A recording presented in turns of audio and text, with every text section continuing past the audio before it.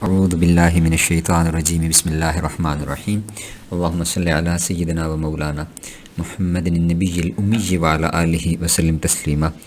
اللہ جل مجدہ کے فضل و کرم اور کریم آقا صلی اللہ تعالیٰ علیہ وسلم کے نالین پاک کے تصدق سے بھی حمدی تعالیٰ ایک مرتبہ پھر ہم اپنے عرفان القرآن کلاس کے اندر موجود ہیں۔ اللہ پاک کا لاکھ لاکھ شکر ہے کہ اس نے ہمیں ایک بار پھر توفیق دی، اور اللہ رب العزت کے کرم سے، اس کے فضل اور احسان سے بھی حمدی تعالیٰ ہم قرآن مجید کو سیکھنے کی اس نشست کے اندر موجود ہیں۔ ہماری بریک سے پہلے تک ہم آیت نمبر 152 تک ہم نے مکمل کر لیا۔ یہ بیسیکلی سیکنڈ پارہ کا آغاز ہوا تھا، جس میں تحویل قبلہ کا ذکر تھا، اور اس میں بالتفصیل پورے واقعے کے اوپر جو یہود کی طرف سے اعتراض کیا جاتا تھا، بنی اسرائیل کی طرف سے اعتراض کیا جاتا تھا، اس کو اللہ رب العزت نے بیان کیا اور اس کے جوابات بتائے، اور پھر ہمیں یہ بتایا کہ ہمارا قبلہ بیسیکلی وہ کیا ہے اور کیا ہونا چاہیے۔ قبلہ از بیسیکلی ڈائریکشن کو کہتے ہیں کہ جس طرف ہم منہ کرتے ہیں، اور ڈائریکشن صرف نماز کے لیے ہی نہیں ہوتی بلکہ ہدایت کے لیے بھی ہوتی ہے۔ تو یہ اس کو ہمارا جو سینٹرل پوائنٹ بنایا گیا، تو اس کا مطلب یہ ہے کہ ہماری ہدایت کا مرکز وہ یہ جگہ ہے۔ اور پھر ایک مسئلہ ہم نے یہ اس میں سیکھا تھا کہ ہم کعبہ کی عبادت نہیں کرتے اور کعبہ کو سجدہ نہیں کرتے، سجدہ ہم اللہ کو کرتے ہیں۔ سجدہ کس کو کرتے ہیں؟ اللہ کو۔ کعبہ صرف ایک ڈائریکشن ہے ہماری، ٹھیک ہے؟ ہاں، یہ اس میں امپورٹنٹ چیز تھی۔ اور سجدہ کہیں نہ کہیں تو ڈائریکشن میں کرنا ہی ہے کہ ہاں جی، وہ اگر کعبہ نہیں کریں گے تو کہاں پہ کریں گے؟ کہاں پہ کریں گے؟ اور کوئی بھی جو ابھی تک ہماری جتنی بھی ہیومن ہسٹری ہے، جتنی بھی سوسائٹیز ہیں جو کسی نہ کسی مذہب کو فالو کرتے ہیں، تو وہ جب اللہ کی یا اللہ کے علاوہ معاذ اللہ جب وہ شرک کرتے ہوئے کسی اور دیوی دیوتا کی عبادت بھی کرتے ہیں، تو وہ کسی نہ کسی ڈائریکشن میں ہی یہ کام کرتے ہیں۔ تو ڈائریکشن جو ہے وہ چاہیے ہی ہوتی ہے بہرحال۔ تو اس لیے عبادت کے لیے، جیسے بنی اسرائیل کے بارے میں جو یہود ہیں، ان کا فرمایا کہ وہ مشرق کی طرف منہ کرتے ہیں، اور عیسیٰ علیہ السلام کے جو ماننے والے عیسائی ہیں ان کے بارے میں ہے کہ وہ مغرب کی طرف منہ کرتے ہیں، اور اس کی ڈیٹیل وہ فلسطین کے اندر ہے، بیسیکلی بیت المقدس کے اندر، یروشلم کے اندر، کہ جو ایک ساتھ ہی ہے نا، ہاں جو مسلمان کا مسجد جی جی جی پھر ان کا چرچ اور ساتھ چرچ اور جو ساتھ ہی ہے، وہ بیسیکلی بیت اللحم جو عیسیٰ علیہ السلام کی پیدائش کی جگہ ہے، وہ اس طرف منہ کرتے ہیں عیسائی۔ جو یہودی ہیں یہ ہیکل سلمانی کی طرف منہ کرتے ہیں، اور مسلمان جو ہیں وہ پہلے بیت المقدس کی طرف کرتے تھے اور اب وہ کعبۃ اللہ کی طرف منہ کرتے ہیں۔ تو اس کے بعد پھر اس کو تفصیل سے بیان کرنے کے بعد اب جو ہم آیت جس سے شروع کر رہے ہیں، آیت نمبر 153، اعوذ باللہ من الشیطان الرجیم بسم اللہ الرحمن الرحیم، یا ایہا الذین آمنوا استعینوا بالصبر والصلاۃ ان اللہ مع الصابرین۔ یہ پہلے پارہ کے اندر بھی آیت سے مضمون کی گزر چکی ہے، جہاں پہ اللہ رب العزت نے حکم ارشاد فرمایا کہ مدد چاہو اللہ سے صبر کے ذریعے اور نماز کے ذریعے۔ بیسیکلی مدد ہم مانگتے ہیں اس وقت ہمیں ضرورت ہوتی ہے مدد کی جب ہم کسی نہ کسی پرابلم کے اندر ہوتے ہیں، جب ہمیں کسی ایشو کے اندر ہوتے ہیں، تو ایسی صورتحال کے اندر ڈیفینیٹلی ہمیں کوئی نہ کوئی ہیلپ اور سپورٹ چاہیے ہوتی ہے۔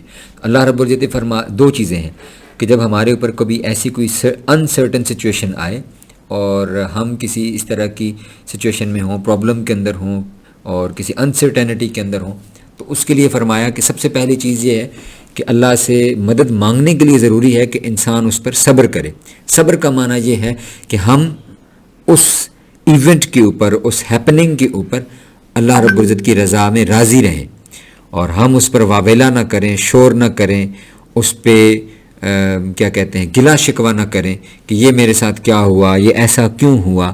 تو پہلی چیز جو اللہ کی طرف سے مدد ملنے کی شرط ہے وہ یہ ہے کہ انسان اس مصیبت یا اس جو بھی ہیپننگ ہے اس پر صبر کرے۔ سیکنڈ تھنگ از کہ اللہ کی طرف رجوع کرنا۔ نماز بیسیکلی یہ ہے کہ انسان اللہ کی طرف لوٹ کر جائے، اور اللہ کی یاد دلانے کے لیے فرمایا کہ تم اللہ کی بارگاہ کے اندر اب سربسجود ہو، جھکو، اور پھر اللہ کی بارگاہ سے نماز کے ذریعے مدد طلب کرو۔ تو پھر آگے فرمایا کہ ان اللہ مع الصابرین، بے شک اللہ رب العزت وہ صبر کرنے والوں کے ساتھ ہے۔ تو یہ پھر خوشخبری بھی ہے کہ یعنی وہ لوگ جو اللہ کے حضور کیا کہتے ہیں اس کو گلا شکوہ نہیں کرتے اور صبر کرتے ہیں. صبر کا میں نے معنی عرض کیا کہ یہ ہے کہ اس کی رضا میں راضی رہنا، یعنی جو بھی عمل ہوا ہے اس موقع کے اوپر اللہ کی رضا میں راضی رہنے کا نام بیسیکلی صبر ہے. تو اس پر اللہ نے فرمایا کہ جو ہماری رضا میں پھر راضی ہوتا ہے تو ہم ان اللہ مع الصابرین، ایسے موقع پھر اللہ رب العزت ان کے ساتھ ہوتا ہے. اور اس سے پچھلی آیت جو اس سے منسلک تھی نا، جہاں سے یہ مضمون شروع ہوتا ہے، وہ ہے کہ فذکرونی، مجھے یاد کرو، اذکرکم، میں تمہیں یاد کروں گا. تو اسی سے متعلق ہے یہ بھی کہ ایک چیز یہ ہے کہ اللہ کی ناشکری سے بچنا، یعنی شکر کو اپنانا، یعنی نعمت ملے تو اللہ کا شکر ادا کرنا، یعنی ہم خوشحالی میں ہوں اور اچھی کنڈیشنز کے اندر ہوں تو اس کنڈیشنز میں پھر اللہ رب العزت کو یاد کرنا اور اس کا شکر بجا لانا، اس کی طرف رجوع کرنا. یعنی بائی آل مینز ہمیں یہ چیز بتائی جا رہی ہے کہ اگر سچویشن ہماری اس کے مطابق ہے، یعنی جیسا ہم چاہتے ہیں، ہماری طبیعت اور خواہش کے مطابق ہے، تب بھی ہم اللہ رب العزت کی طرف رجوع کریں، اور اگر سچویشن ہماری طبیعت کے موافق اور مطابق نہیں ہے تب بھی ہم اللہ رب العزت کی طرف ہی رجوع کریں. یہ بیسیکلی کانسیپٹ جو سمجھایا جا رہا ہے. اور پھر دیکھیں اللہ رب العزت نے پھر فیور بھی دیا ہے. فیور کیا ہے؟ فرمایا کہ مع الصابرین، یعنی جو اس ایسے موقع کے اوپر صبر کرتے ہیں تو وہ یہ نہ سمجھے کہ معاذ اللہ شاید ان کو اللہ نے چھوڑ دیا ہے تو وہ اس لیے مصیبت میں پھنس گئے ہیں، اور معاذ اللہ اللہ نے ان سے منہ موڑ لیا ہے، یا معاذ اللہ پاک ان پہ کرم نہیں کر رہا، یا فضل نہیں کر رہا، یا رحمت نہیں کر رہا، تو اس وجہ سے وہ مصیبت کے اندر ہے. نہیں، ایسا نہیں ہوتا. اس کا پھر آگے اللہ رب العزت نے اس کی تفصیل بتائی ہے کہ یہ جو کوئی بھی انسرٹن سچویشن یا ہمارے لیے غیر موافق صورتحال ہوتی ہے، یعنی ہماری طبیعت کے مطابق نہیں ہوتی، تو وہ کیا ہے اس کا ذکر پھر آگے اللہ رب العزت نے فرمایا اگلی آیت مبارکہ کے اندر. یہاں پہ درمیان میں ایک آیت مبارکہ جو 154 ہے، وَلَا تَقُولُوا لِمَن يُقْتَلُ فِي سَبِيلِ اللَّهِ أَمْوَاتٌ بَلْ أَحْيَاءٌ وَلَٰكِن لَا تَشْعُرُونَ. فرمایا کہ وَلَا تَقُولُوا، اور تم نہ کہو، لِمَن يُقْتَلُ، ان لوگوں کو جو قتل کر دیے جائیں، فی سبیل اللہ، اللہ کی راہ میں، اموات، مردہ، بل احیا، بلکہ وہ زندہ ہے، ولیکن لا تشعرون، اور تمہیں شعور نہیں ہے. یعنی وہ لوگ جو اللہ کی راہ میں جہاد کرتے ہوئے شہید ہو جائیں، اللہ رب العزت فرما رہا ہے کہ ان لوگوں کو مردہ، یعنی ایسا نہ کہو کہ وہ مر گئے، ختم ہو گئے، یہ چیز. اور یہ بیسیکلی کانسیپٹ کیا ہے کہ جو نان مسلمز ہیں اس دور کے اندر اسپیشلی جو کافر مشرک، وہ کہتے ہیں ایسا کیسے پاسبل ہے، بھی انسان ہے، زندہ ہے اور اچھا خاصا ہے، تو وہ کسی کے لیے اپنی جان کیسے دے سکتا ہے؟ تو یہ پاسبل نہیں ہے. اور انسان کسی کے لیے اپنی جان دے کیوں؟ اور دے گا تو وہ تو مر جائے گا. اس پہ اللہ رب العزت یہ ارشاد فرما رہا ہے کہ ایسا نہیں ہے کہ تم اگر اللہ کے لیے اپنی جان دو گے تو تم مر کے ختم ہو جاؤ گے، نہیں، بلکہ فرمایا کہ ایسا ہوگا کہ اگر تم اللہ کی راہ میں اللہ کی خاطر جان دو گے تو تم مر کے ختم نہیں ہوگے بلکہ تم زندہ رہو گے. تو یہاں پہ تو یہ پوائنٹ بھی آتا ہے کہ اللہ کی راہ میں جو جان دینا ہے وہ صرف جہاد میں تو نہیں ہوتا نا، آپ کسی اور بہت سارے ویز ہوتے ہیں جس میں آپ اللہ کی راہ میں جان. جی بالکل ایسے ہی. فی سبیل اللہ کا معنی تو پھر یہی ہے، اللہ کی راہ میں جیسے علم حاصل کرنے والے اللہ کی راہ کے اندر ہیں، تو وہ علم حاصل کرتے کرتے یا دین کی تعلیم اور تبلیغ کرتے کرتے، اس کا مطلب یہ ہے، وہ بیسیکلی جہاد کی ڈیفینیشن کے اندر پھر یہ چیز آ جاتی ہے کہ جہاد وہ صرف قتال کو نہیں کہتے. قتال بھی عربی کا لفظ ہے جس کو ہم جنگ کہتے ہیں، یا ون آن ون فائٹ یا وار آپ کہہ لیں، لڑائی جس کو ہم کہتے ہیں. تو وہ قرآن کے اندر ہی یہ الگ ٹرمینالوجی استعمال ہوئی ہے.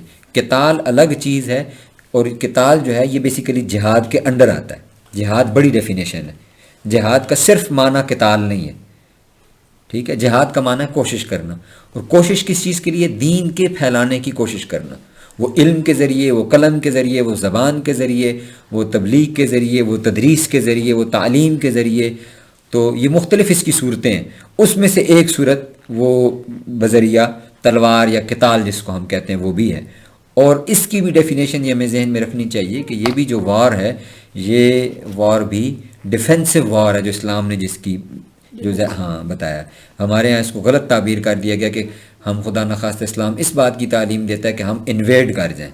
نہیں، یہ بیسیکلی ڈیفینسو وار ہوتی ہے. جب تک کسی کے اوپر ظلم نہ ہو رہا تب تک. جی ظلم نہ ہو رہا ہو اور آپ کو خطرہ نہ ہو کہ ہمارے اوپر یہ لوگ حملہ کر دیں گے.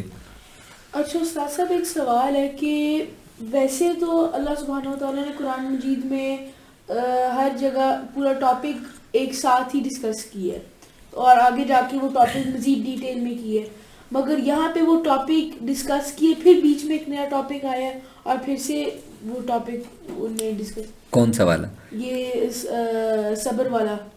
تو یہ صبر کا چل رہا ہے ابھی وہ ختم نہیں ہوا. تو اس کا ریلیشن کیا ہے؟ ہاں, اس کا ریلیشن اس میں بیسیکلی یہ ہے کہ دیکھو اللہ کی راہ میں مارا جانا جان جاتی ہے.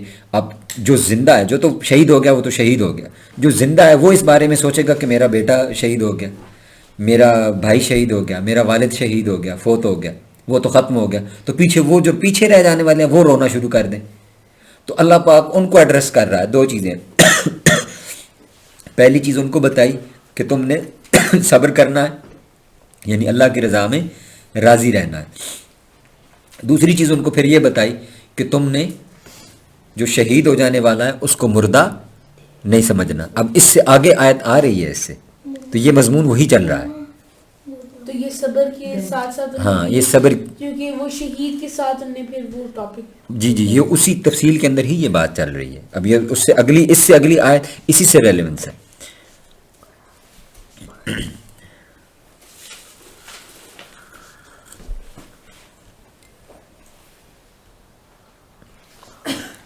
تو شہید کے بارے میں یہ ہے کہ وہ مردہ نہیں ہوتے بلکہ وہ, اور یہ دوسری قرآن مجید میں پھر تیسری ایک اور جگہ بھی اللہ رب العزت نے فرمایا کہ جو اللہ کی راہ مارے جائیں انہیں تم مردہ گمان نہ کرو. یہاں پر ہے کہ لا تقولو, تم انہیں نہ کہو, یہاں کہنے کی بات ہے. اور دوسری جگہ پہ فرمایا کہ ان کو گمان یعنی سوچو بھی نہیں کہ وہ مر گئے. اور پھر فرمایا کہ ان کو اللہ کی بارگاہ سے رزق دیا جاتا ہے, وہ زندہ ہیں لیکن ہمیں اس کا شعور نہیں ہے. یہ بھی بات خود ہی بتا دی کہ وہ اس کی کنڈیشن کیا ہے, ان کی زندگی کی شکل اور حیت کیا ہوگی. وہ اللہ نے خود ہی فرما دیا کہ وَلَٰكِن لَا تَشْعُرُونَ, تم اسے عقل کے طور پر سوچنا چاہو گے تو تم اس کو سوچ اور سمجھ نہیں سکتے. تو استاد صاحب یہ اور کہاں پہ آپ کہہ رہے تھے, کہاں پہ یہ ہے, ہم ابھی اس کو دیکھ لیتے ہیں. دوسری آیت مبارکہ میں آپ کو لکھوا دیتا ہوں, اینڈ میں ہم سرچ کر کے میں آپ کو بتاتا ہوں. وَلَا تَحْسَبَنَّ الَّذِينَ قُتِلُوا فِي سَبِيلِ اللَّهِ أَمْوَاتٌ بل احیاء عند ربهم یرزقون. وہاں پہ رزق کا ذکر ہے کہ وہ زندہ بھی ہیں اور انہیں رزق بھی دیا جاتا ہے. تو یہ آیت کا ریفرنس ہم دیکھ لیتے ہیں کہ کیا ہے. پھر شہید کا مقام و مرتبہ بڑا ہے. اس حوالے سے ایک حدیث مبارکہ صحیح مسلم کی ہے کہ شہیدوں کی روحیں سبز رنگ کے پرندوں کی طرح, وہ پرندوں کے قالب یعنی سبز رنگ کے پرندے ہوتے ہیں اور ان کی روحیں ان کے دلوں میں رہتی ہیں, اور پھر جنت میں جہاں چاہیں یہ گھومتی پھرتے ہیں. پھر ان کا حال یہ ہوتا ہے کہ یہ آتے ہیں اور اللہ رب العزت کی بارگاہ میں عرض کرتے ہیں کہ باری تعالیٰ, اللہ رب العزت پوچھتا ہے کہ آپ کو کیا چاہیے, تو پھر یہ اللہ سے کہتے ہیں باری تعالیٰ تو ایک مرتبہ پھر ہمیں دنیا میں بھیج, ہم جائیں اور پھر تیری راہ میں مارے جائیں. یہ شہید کا ریوارڈ بھی ہے, اور وہ آپ یہ دیکھیں کہ اس کو ریوارڈ کے بعد اس کو پھر یہ طلب ہو رہی ہے کہ وہ چاہتا ہے کہ وہ پھر اللہ کی راہ میں کام کرتے کرتے اللہ کے لیے مارا جائے. اب اس سے اگلی آیت وہ پھر اس کو مزید ایکسپلین اب کر رہی ہے. میں نے آپ کو ریلیونس بتایا نا کہ پہلے صبر کی تعلیم دے دی, پھر وہ بتا دیا کہ جو لوگ مارے جائیں ان کے بارے میں. اب آگے بتایا جا رہا ہے کہ اگر کوئی مارا جاتا ہے تو پھر اس کی کنڈیشن کیا ہے.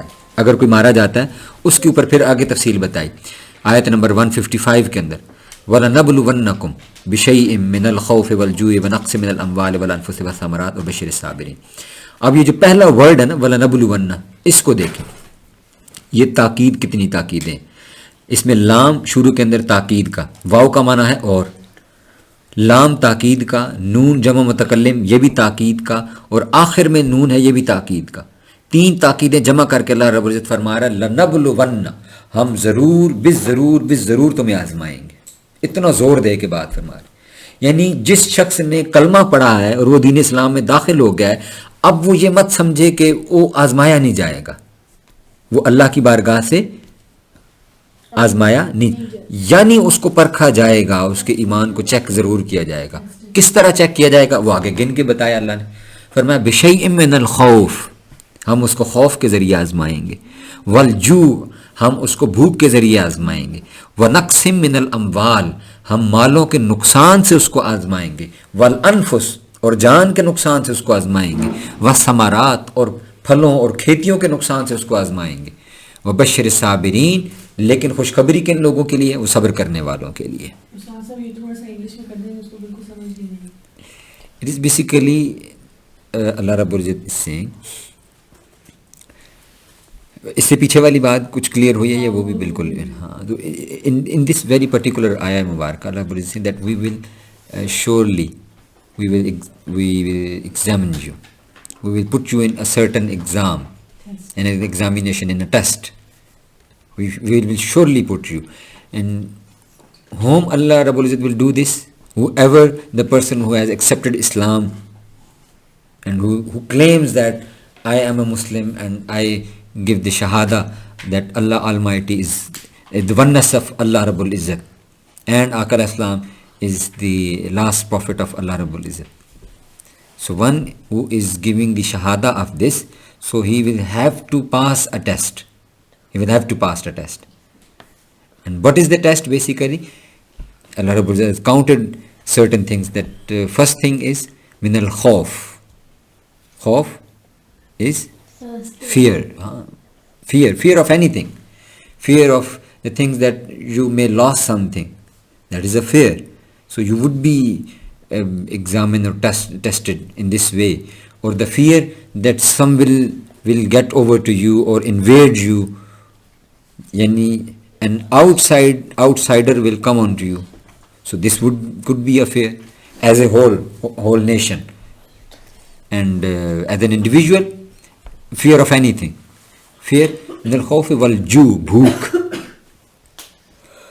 That a human person is living on this planet and he has nothing to eat.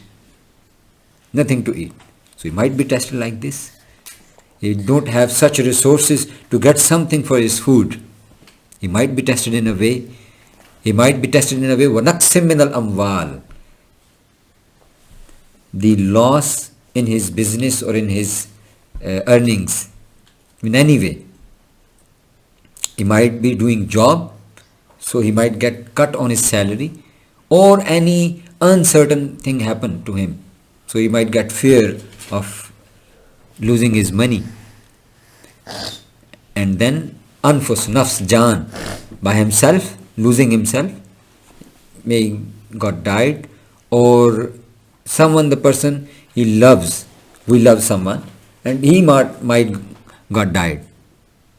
So we might have fear of that. We might have fear of losing someone, losing our loved ones. And then wasamarat, our crops, whole crops. You can count anything in that. That could be possible. Whatsoever. Because we do a certain kind of hard work on them. محنت کرتے ہیں نا, محنت سے اگتی ہے. آپ اتنا دن رات محنت کریں, کھجور اگائیں آپ, اور اینڈ میں آپ کو کہ یار اس سے بڑا پروفٹ ملے گا, اور بارش ہو جاتی ہے, ہیلز, یالا باری ہیلز ہوتی ہے, ساری فصل اڑ جاتی ہے. اللہ رب کہتے ہیں وی ول ٹیسٹ یو. جس طرح میں آپ کو ایکسپلین کرتا ہوں ریئل ایگزامپل کہ بابا کے پاس آتے ہیں, وہ کہتے ہیں کہ جی ہمیں برائب کرو, پیسے دو, اگر نہیں پیسے دو گے تو ہم یہ نوٹس بھیج دیں گے, یہ کیس کر دیں گے, وہ کر دیں گے, تو ہمیں پیسے دو. سو دے ٹرائی ٹو تھریٹ می کہ اگر ہمیں پیسے رشوت نہیں دی, جو کہ غلط ہے, تو ہم تمہارا بزنس بند کر دیں گے. اسی طرح پھر شاہجہ پھپھو جو ہیں, she left us at a very young age, so he cannot question Allah تبارک و تعالیٰ. نو شریعت بھائی امین باجی کین کوشچن اللہ تبارک و تعالیٰ why you took our mother in such a young age. ٹھیک ہے, so it is a test. It is a test by Allah upon us that I will take your lives, I will take your baba, I will take your grandmother, I will take your brother or your sister, but it doesn't mean that you will turn away. You have to believe that this is the faith and this was the right thing for at that time. See? And one another thing, the message in this ayah Mubarakah is basically Allah Rabbul Izzat himself is telling us. He himself is telling us in advance that you might, these things happens to you. If such thing happen to you, آپ اس سے ڈرے نہیں, گھبرائیں نہیں کہ یہ کیا ہوگا ہمارے ساتھ. It is basically you can say کہ یہ اللہ رب العزت ہمیں حوصلہ دے رہا ہے. یہ آیت مبارکہ کیا ہے, ہمیں حوصلہ دے رہا ہے. What would you say in English? That He is with us. He is with us. As Allah is always with us. He's always, so he in advance he is telling us, priorly he is telling us that if something like this happen to you, تو اس میں کیا کرنا ہے, ہم نے ڈر نہیں جانا اور ہم نے معاذ اللہ اللہ کو بلیم نہیں کر دینا یا اس کے اوپر گلا شکوا نہیں کر دینا بھی اللہ جی نے ایسا کیوں کیا. You got that point. یہ اللہ ہمیں پہلے سے بتا رہا ہے کہ ایسا ہوگا تمہارے ساتھ, یعنی کوئی فوت کی ہو جاتی ہے, کوئی لاس ہو جاتا ہے, کوئی اس طرح کی چیز ہو جاتی ہے, تو اس میں کیا کرو, اس میں اللہ کو یاد کرو, اس میں کیا کرو, اللہ کو یاد. ہاں, دس از بیسیکلی پوائنٹ, کہ بجائے اس میں کہ اس میں اگر مگر میں پڑھ جاؤ. یہاں پہ حدیث مبارکہ میں نے بڑا عرصہ پہلے پڑھی, دوبارہ مجھے نہیں اس کو پڑھنا ملا. آقا علیہ السلام نے ارشاد فرمایا, یہ حدیث اللہ پاک مجھے کم بیشی معاف فرمائے, میں نے کیونکہ بہت عرصہ پہلے ہی پڑھی تھی بچپن میں, کہ جب بھی کوئی معاملہ ہو جاتا ہے, کوئی معاملہ کوئی کام ہو جاتا ہے, اس کے بعد یہ اگر اور مگر, یہ اگر مگر کرنا یہ شیطان کا راستہ کھول دیتا ہے. آپ دیکھیں نا, ہم فوت کی ہو جاتی ہے تو ہم کہہ رہے ہوتے ہیں کہ یار اس کو اگر ٹائملی اس کو پہنچا دیا جاتا, بھئی یہ تو کوشچن ہے اللہ کی, اللہ نے لکھا ہوا اس کی زندگی اتنی تھی, وہ ٹائملی پہنچ جاتا یا نہ پہنچ جاتا. وہ ٹائملی اسی لیے نہیں پہنچا کہ اس کی زندگی لکھی ہوئی اتنی تھی, اس کو ٹائملی ایڈ اس لیے نہیں ملی کہ اس کی زندگی لکھی ہوئی اتنی تھی. اس کے بعد کیا ہوتا ہے, پھر ہم اور چیزوں میں پھر الجھتے چلے جاتے ہیں اور کوشچنز کرنا شروع ہو جاتے ہیں, اور پھر اس سے کیا ہوتا ہے, عقیدہ کمزور ہوتا ہے اللہ کی ذات کے اوپر. تو فرمایا کہ جو اگر مگر کرتا ہے وہ شیطان کا راستہ کھول دیتا ہے. وہ جو ٹائم پہ پہنچ جاتے تو آگ بجھ جاتی. بھئی اگر وہ نقصان پہنچنا نصیب میں لکھا ہوا تھا, اسی وجہ سے تو کوئی ٹائم پہ نہیں پہنچا بندہ, ورنہ تو پھر ہم وہی بات ہے کہ ہم تو پھر کوشچن کر رہے ہیں. پھر فرمایا اینڈ میں پھر اللہ رب العزت فرمایا وبشر الصابرین, خوشخبری ہے صبر کرنے والوں کے لیے. Patient ones are given good news. Good news. صبر کی پھر بڑی اس کے اوپر کیا کہتے ہیں, صبر کرنے والوں کے لیے اللہ رب العزت کی بارگاہ سے پھر بڑے انعامات ہیں.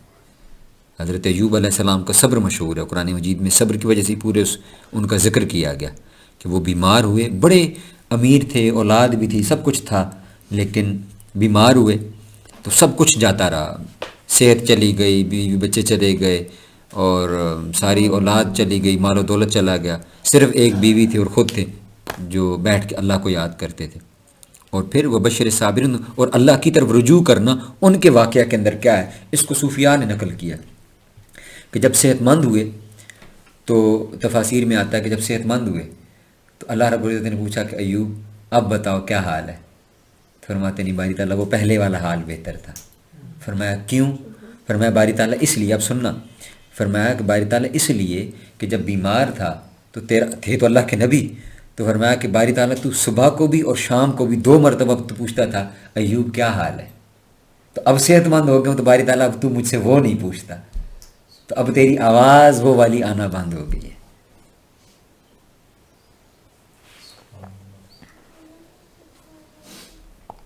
تو یہ ہے کہ انسان کا تعلق اگر اللہ رب العزت کی ذات سے مضبوط ہو جائے, اور وہ مضبوط انہی چیزوں کے ذریعے ہوتا ہے. اسی لیے اولیاء اللہ نے اس کے اوپر زیادہ زور دیا ہے. وہ جو ترک دنیا کہتے ہیں نا, ترک دنیا کا بیسیکلی معنی کیا ہے؟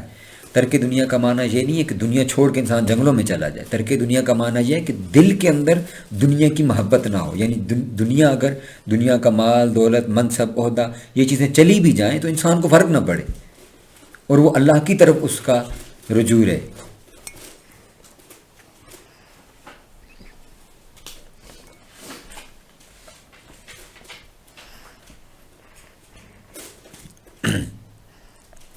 اور اینڈ میں پھر اس پورے مضمون کو جہاں پہ جا کے ختم کیا, فرمایا الذین اذا اصابتہم مصیبہ, ایمان والے اور یہ وہ لوگ ہیں وبشر الصابرین, صبر کرنے والے وہ لوگ ہیں جب انہیں کوئی مصیبت پہنچتی ہے تو پھر وہ کہتے ہیں قالوا, وہ کہتے ہیں انا للہ و انا الیہ راجعون, بھائی ہم تو اللہ ہی کے لیے ہیں اور ہم اللہ ہی کی طرف لوٹ کر جانے والے.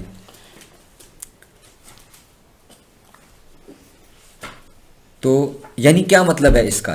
اب یہ ایک اور بات میں عرض کروں یہاں پہ کہ یہ جملہ کوئی افسوس کا جملہ نہیں ہے, تعسف کا جملہ نہیں ہے یہ, ٹھیک ہے, کہ ہم سمجھتے ہیں کہ شاید کوئی فوت ہوتا ہے تو فوت ہونے پہ یہ پڑھا جاتا ہے. یہ فوت ہونے پہ اس لیے پڑھا جاتا ہے کیونکہ ہمارا اپنا اور پیارا ہوتا ہے, تو ہم بیسیکلی اللہ رب العزت کا ایک قسم کا یہ کلمہ صبر بھی ہے اور کلمہ شکر بھی ہے.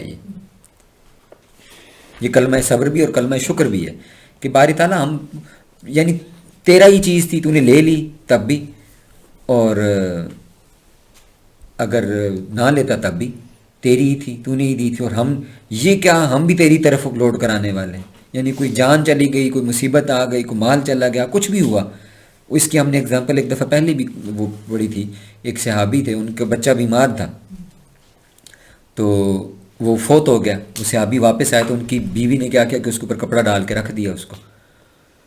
تو جب وہ گھر واپس آئے تو بیوی نے ان کو لائٹ آف کر کے ان کو کھانا شانا دیا. جب وہ کھانا کھا رہے تھے تب بیوی نے ان سے کہا، بیوی نے کہا کہ آپ کا کیا خیال ہے ایسی عورت کے بارے میں، یعنی ہماری پڑوسن ہو اگر اور نیبر، اور وہ ہم اس کو کوئی چیز امانت کے طور پر دیں for a certain time period کہ یہ اپنے پاس رکھ لیں، اور پھر جب ہم اس سے وہ چیز اس ٹائم پر واپس لیں تو وہ آگے سے شور مچانا شروع کر دے، وہ آگے سے شور مچانا شروع کر دے اور واویلا کرے اور شور مچائے کہ یہ مجھ سے امانت کیوں واپس لے رہے. تو کیا ایسا کرنا جائز ہے یا نہیں؟ بالکل ناجائز. وہ ان کے شوہر نے بھی کہا، یہ کہتی کیسی بے وقوف عورت ہے، بھی تمہارے پاس چیز تھی ہی امانتاً، اب جب اس کا وقت پورا تم اپنی امانت واپس کرو. اس وقت جب انہوں نے یہ جملہ بولا تو اس کی بیوی نے کہا کہ اللہ رب العزت نے ہم سے وہ ہماری امانت، اپنی امانت واپس لے لی. یعنی جو بیٹا ہمیں دیا تھا وہ اللہ کی امانت تھی ہمارے پاس، اتنا ہی اس کا وقت لکھا ہوا تھا ہمارے پاس رہنا، اب اللہ نے واپس لے لی.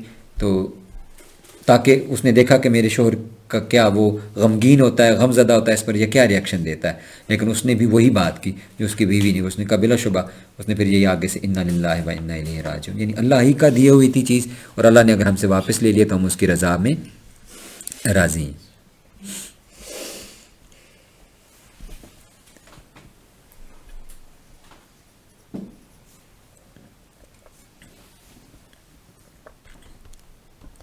اولئک علیہم صلوات من ربہم ورحمہ واولئک هم المہتدون.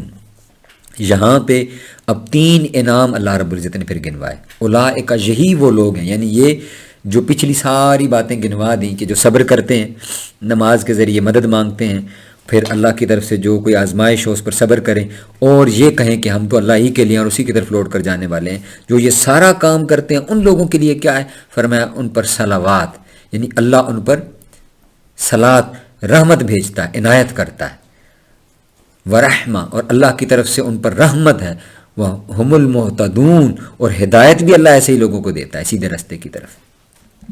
تو 3 چیزیں اللہ رب العزت نے اس کے لیے ارشاد فرمائی. صلوات کا مطلب یہاں پر عنایتیں، اللہ کی بارگاہ سے ان کے لیے عنایت ہے.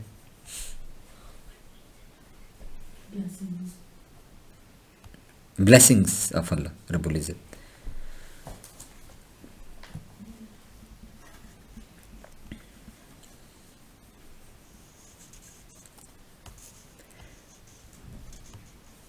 یہاں پر یہ مضمون مکمل ہو گیا، یہ والا، یہ صبر کا مضمون جو تھا. اب یہ کلیئر ہوگی نا چیزیں، وہ جو آپ کہہ رہے تھے کہ وہ مضمون وہی تھا. بیسیکلی اس کو وہاں سے شروع کیا کسی ایک اس کا سرٹن واقعہ کے تناظر کے اندر، اور پھر اس کو صبر کے پورے واقعہ کے اس میں اندر اس کو مکمل کر دیا.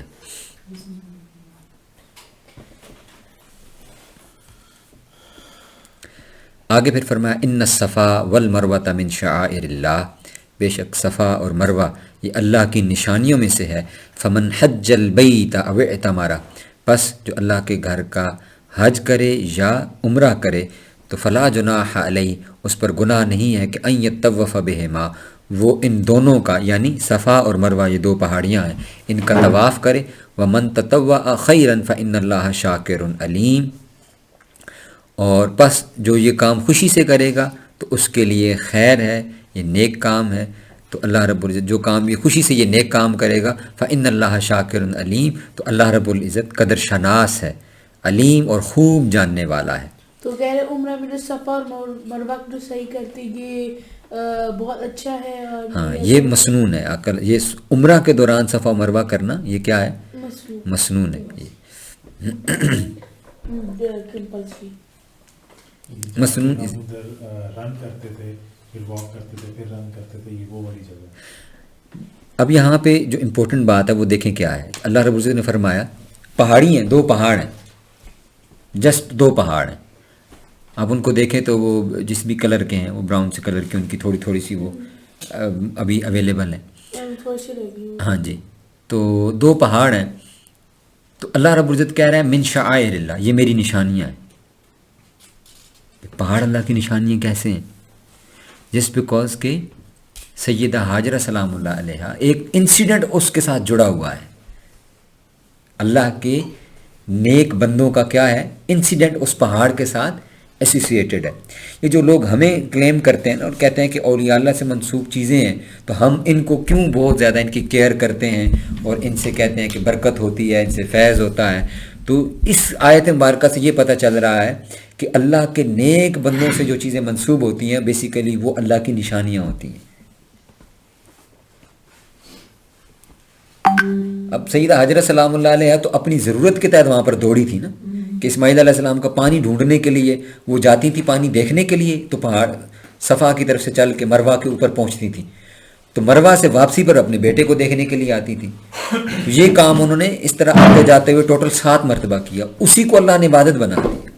اور اللہ رب العزت نے فرمایا کہ یہ پہاڑ ہیں، یہ میری نشانی ہے.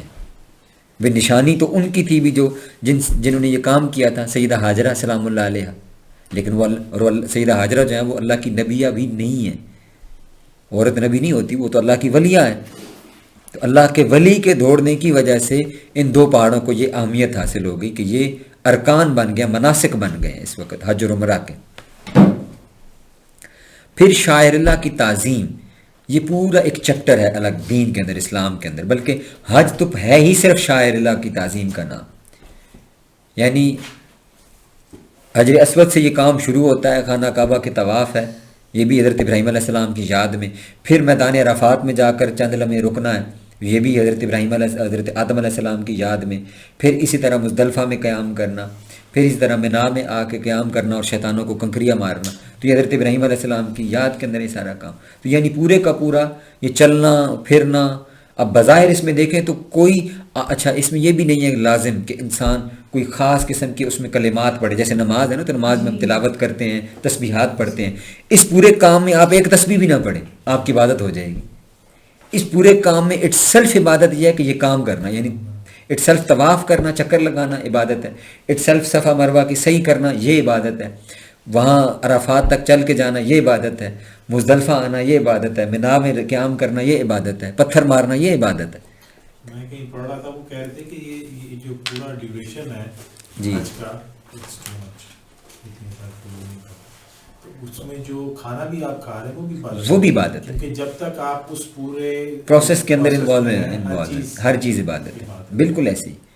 تو یہ اب یہ اتنی، اور اس میں کیا ہے، صرف ایسوسیشن ہے، یعنی وہ چیزیں اللہ کے نبیوں کے ساتھ چیزیں منسوب ہیں، یہ ساری عبادت ہے. یہ ان چیزوں کی امپورٹنس ہے.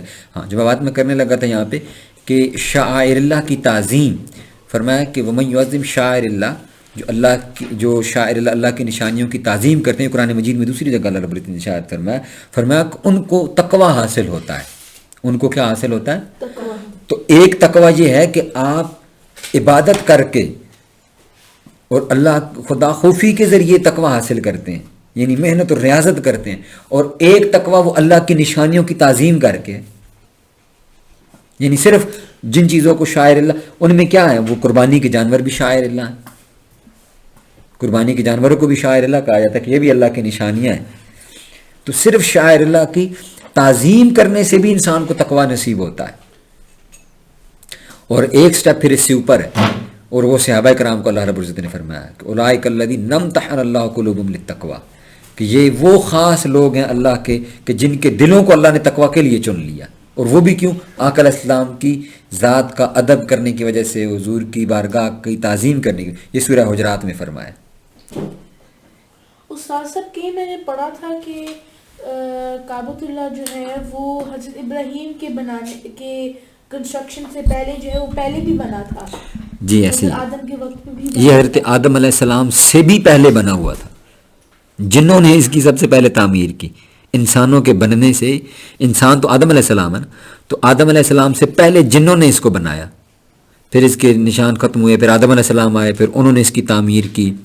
پھر نوح علیہ السلام کا طوفان آیا تو پھر یہ ختم ہوا. پھر بعد ازاں اس کی تعمیریں ہوتی رہیں، ختم ہوتا رہا، اور ہوتے ہوتے پھر حضرت ابراہیم علیہ السلام نے اس کی یہ جو موجودہ شکل ہے یہ، پھر حضور صلی اللہ علیہ وسلم کے وقت میں بھی وہ پھر سے ہاں وہ پھر کئی دفعہ اس کے اوپر، پھر ایون آقا علیہ السلام کے بعد یزید کے دور کے اندر جب یزید بدبخت نے وہ آگ کے گولے اور پتھر برسائے تب کعبۃ اللہ شہید ہوا، پھر تعمیر ہوا، اور ایون پھر یہ ماڈرن ایرا کے اندر آج سے کوئی 20-30 سال پہلے پھر ایک دفعہ وہاں پہ آگ لگی تو پھر خانہ کعبہ کو پھر دوبارہ تعمیر کیا گیا. تو یہ جو کنسٹرکشن موجودہ ہے اس کی یہ تو ریسنٹ ہے، اس لاسٹ 40 ایئرس کے اندر اندر یہ تعمیر ہوئی ہے یہ والی. اچھا استاد صاحب، یہ جو ہے جمرات اور یہ عرفات جو ہے یہ کس وجہ سے کیے جاتے ہیں؟ اب جیسے کہ طواف و سعی ہے یہ تو سنت ہے، تو پھر آگے جمرات، عرفات اور مزدلفہ یہ پھر تو یہ میں نے وہی آگے پہلے بتایا کہ عرفات جو ہے، عرفات کا معنی ہے پہچاننا، عرف سے ہے نا، معرفت بھی اسی سے ہی لفظ ہے. تو پہچاننے کا مطلب یہ ہے کہ حضرت آدم علیہ السلام اور حضرت حوا سلام اللہ علیہ جب یہ دونوں زمین پر اتارے گئے تو یہ کافی عرصہ ایک دوسرے کو ڈھونڈتے رہے. وہاں جبل رحمت پہ نہیں، ویسے پوری دنیا میں ڈھونڈتے رہے، اور ڈھونڈتے ڈھونڈتے ان کی ملاقات جبل رحمت پر، دونوں کو ایک دوسرے کی معرفت ہوئی، اس وجہ سے اس کو عرفات کہتے ہیں. تو ان کی یاد میں یہاں پر بیٹھا جاتا ہے، حضرت آدم علیہ السلام کی یاد، اور مزدلفہ منا یہ ابراہیم علیہ السلام کی یاد میں کہ وہ انہوں نے یہاں پہ قیام کیا اور اسماعیل علیہ السلام کی قربانی کی منا کے اندر. مزدلفہ کا تو پتہ ہے مجھے، منا کی مگر یہ جمرات کا پھر جمرات وہی ہے نا کہ انہوں نے منا میں کنکری، ہاں انہوں نے قربانی کی تھی، اور اس دوران میں جب وہ حضرت اسماعیل علیہ السلام کی قربانی کرنے لگے تو شیطان آ گیا، تو اس نے ان کو روکا، تو آپ نے اس کو کنکریاں ماری کہ بھاگ جا، دفع ہو جا. وہ پھر دوسری دفعہ آپ نے پھر لٹایا تو پھر وہ آ گیا، پھر آپ نے اس کو کنکریاں ماری، پھر تیسری دفعہ پھر آپ نے ایسا کیا، پھر وہ کنکریاں ماری اور پھر وہ بھاگ گیا. پھر اللہ رب العزت نے وہ دمبے کو بھیج دیا اور حضرت اسماعیل علیہ السلام کی جگہ پہ پھر وہ دمبا ذبح ہوا. وہاں پہ ایک جگہ ہے اوپر پہاڑ پہ، وہ کہتے وہ ہیں دکھایا بھی تھا کہ یہاں پہ جو ہے نا وہ قربانی کے لیے آئے تھے. ہاں وہ چھوٹا سا ادھر شاید وہ مسجد وہ گنبد سا بنا ہوا، ہاں ہوا ہے. ایک چھوٹا سا گنبد ٹائپ سے وہ بنا ہوا ہے. اچھا یہ اس کو نا ریپ اپ کر لیتے ہیں، وہ سعدیہ کی نا طبیعت خراب. جی بس ہم ختم ہو گئے یہ مضمون ہمارا. اس میں ایک چیز مجھے بھول جائے گی، میں ابھی نا پڑھ رہا تھا جی جی تو حضرت